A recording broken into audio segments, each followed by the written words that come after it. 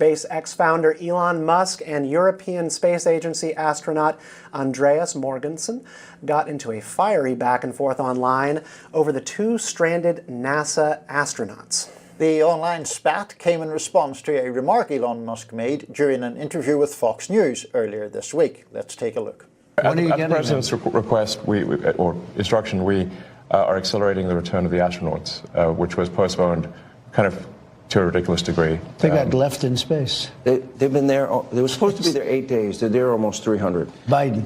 They were yes, they were left up there for political reasons, which is not good. Okay, it's not good. Now, if I had the weight of the pressure of doing that successfully on my shoulders, I think I'd be, But when we spoke before we did this interview, you are very confident. You think this will be a successful mission. Well, we don't want to be complacent, but we have brought astronauts back from the space station many times before, and always with success. Mm-hmm. So, as long as we're not complacent. When are you going to launch? I think it's about 4 weeks to bring them back. About 4 weeks? Yeah. And we're being extremely cautious. Yeah. You now have the go-ahead. Yes. Well, thanks to you. They didn't have the go-ahead with Biden. What's that? He was going to leave him in space. I think he was going to leave him in space. Well, it's like when we were growing up, lost in space. Yeah, he didn't want the publicity. Can you believe it? Mogensen in 2015 became the first Danish citizen to fly in space, and he reposted Musk's interview on X, writing, "What a lie," and from someone who complains about lack of honesty from the mainstream media. To which Elon Musk responded, "You are fully retarded. SpaceX could have brought them back several months ago. I offered this directly to the Biden administration and they refused. Return was pushed back for political reasons, idiot." Andreas Mogensen fired back, writing, "Elon, I have long admired you and what you have accomplished, especially at SpaceX and Tesla. You know as well as I do that Butch and Sonny are returning with Crew 9, as has been the plan since last September. Even now you're not sending up a rescue ship to bring them home. They are returning on the Dragon capsule that has been on ISS since last September." Spicy. It is spicy. I wish Elon Musk wouldn't use that word to anybody. It's just, I thought we were past using that word, and anyway, it is. He did, so there we are. I think I didn't know much about this until diving in and just sort of reading up on this story and researching, but like 8 to 300 days is a big gap. And the astronauts, like Mogensen mentioned, have been pretty upbeat about this. They have said in interviews with CNN, "We are not stranded." I have the quote here because I think it's really important. They said, "We don't feel abandoned. We don't feel stuck. We don't feel stranded.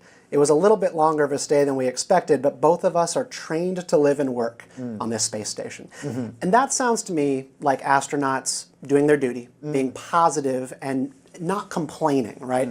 They're not going to go on CNN and go, "We were abandoned for political reasons." They're going to do it kind of like military officers would and say, "We're doing our duty." But is there any evidence that they were abandoned for political reasons? I mean, for Trump to sort of say, well, Biden left them up there, as if Biden has some vested interest in leaving astronauts on the International Space Station, seems curious to me. Yeah, I thought that this was curious because he really needs to say what he means. Because you have to look into this and sort of make your own assumptions. But here's the thing. The Biden DOJ was suing Elon Musk's SpaceX for discrimination for not hiring asylees and migrants into SpaceX. They were under a federal lawsuit.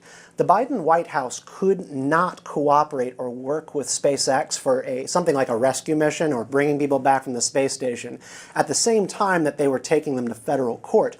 Incredibly bad optics, incredibly bad politics, and it makes Biden look foolish. I would think that's what he's referring to. But does it make Biden look foolish if that is a regulation or a practice that you can't employ, in this case, SpaceX for that function at the time that kind of case is going on? It appears from what the Danish guy says that the astronauts are going to get down in due course, and that the Biden administration, from what you say, is upholding a rule that you can't do both things. You can't employ the company that you're also investigating at the time. I think that's exactly right. And, I don't know what the Danish astronaut knows besides having experience in that realm. And I respect his expertise. But what Elon Musk is, I think, teasing here, and it's something that he just needs to show us more about what he experienced, that he reached out to the Biden White House and offered to help, and they declined and opted instead to keep them on there until NASA could orchestrate its own